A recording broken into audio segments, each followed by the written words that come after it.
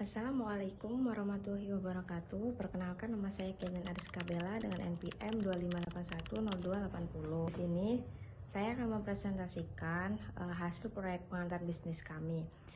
Pada analisis peluang bisnis ada 3 poin. Yang pertama yaitu potensi pasar, yang kedua ada analisis SWOT, dan yang ketiga ada strategi pengembangan. Yang pertama itu ada potensi pasar.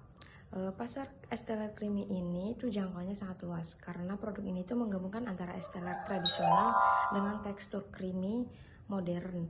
Yang lebih menariknya itu pada toppingnya seperti alpukat, nangka, dan kelapa muda yang dipadukan susu kental, manis, serta creamer, menjadi daya tarik di semua kalangan. Pada iklim tropis, minuman dingin ini sangat dicari seperti di negara Indonesia. Modal usaha pun sedikit rendah dan memungkinkan fleksibilitas dan ekspansi yang rendah. Target pasar kami yaitu pelajar di sekitaran sekolah ataupun kampus, serta pekerja muda yang mencari minuman praktis dan menyegarkan di sela aktivitas. Yang kedua ada analisis SWOT. 1. Kekuatan ataupun stretch. Es teler creamy ini memiliki rasa creamy yang lembut, unik, dan variasi topping pun beragam. Lalu harga terjangkau mulai dari 5.000 dan kemudahan produksi rumahan pun tanpa peralatan yang mahal. Yang kedua ada kelemahan atau weakness.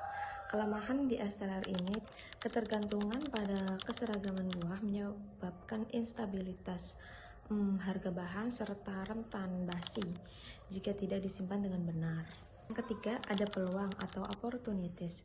Pada peluang bisnis es teler creamy ini dapat diinovasikan seperti paket kemitraan, pemasaran digital, dan potensi viral di media sosial, serta perluasan ke varian premium cafe style dan kolaborasi influencer untuk viralitas. Yang keempat ada ancaman atau threats. Ancaman pada es teler creamy ini yaitu persaingannya sangat ketat dengan minuman kekinian lainnya seperti Thai tea, boba, lalu musim dingin atau musim hujan, dan kenaikan harga susu atau creamer.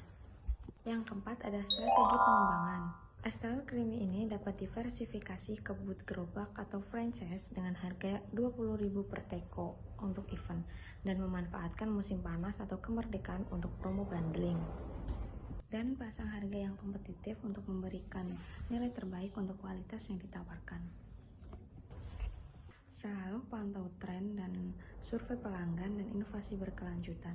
Selalu pantau tren dengan survei pelanggan dan inovasi berkelanjutan seperti varian rendah gula untuk health conscious guna capai skala nasional dalam 1-2 tahun.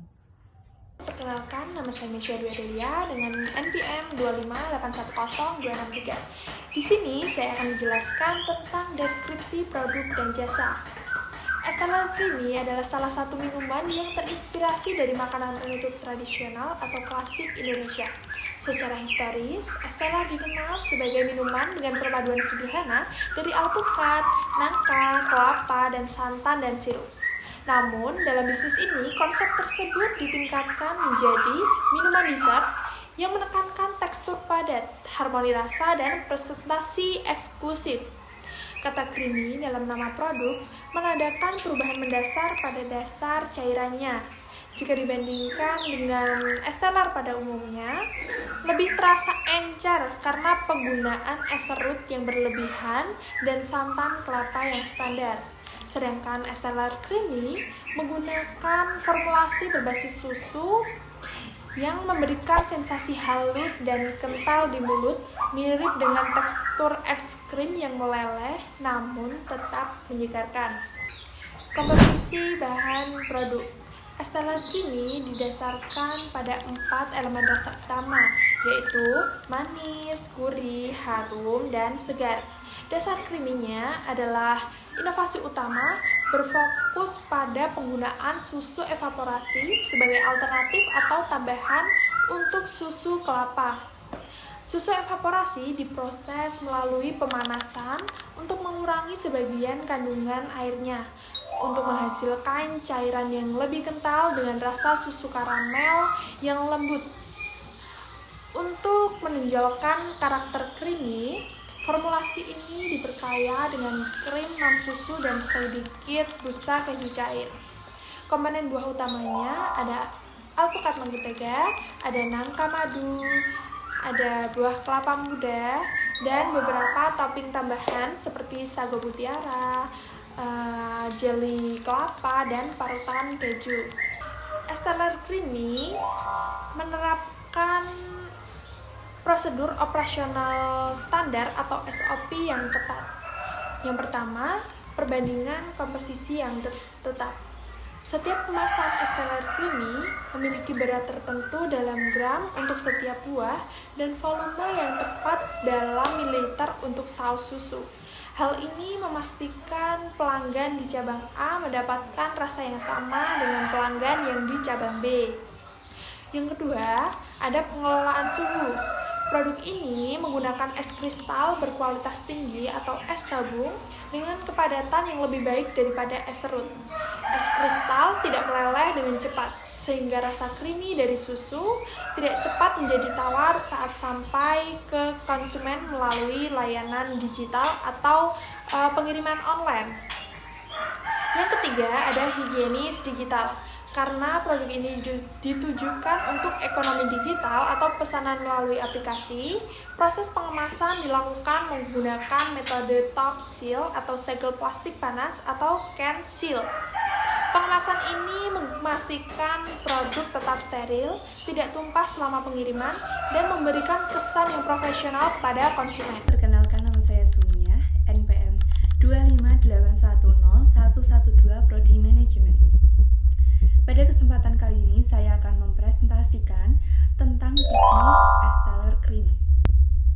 Popularitas es teler creamy sebagai minuman tradisional tidak hanya bertahan di satu daerah saja, tetapi menyebar luas ke banyak kota besar dan kecil di Indonesia.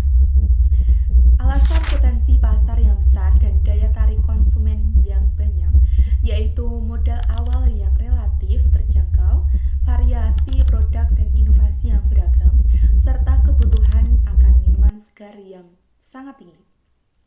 Target konsumen es teler creamy ini diantaranya ada remaja atau mahasiswa, keluarga, dan juga pekerja.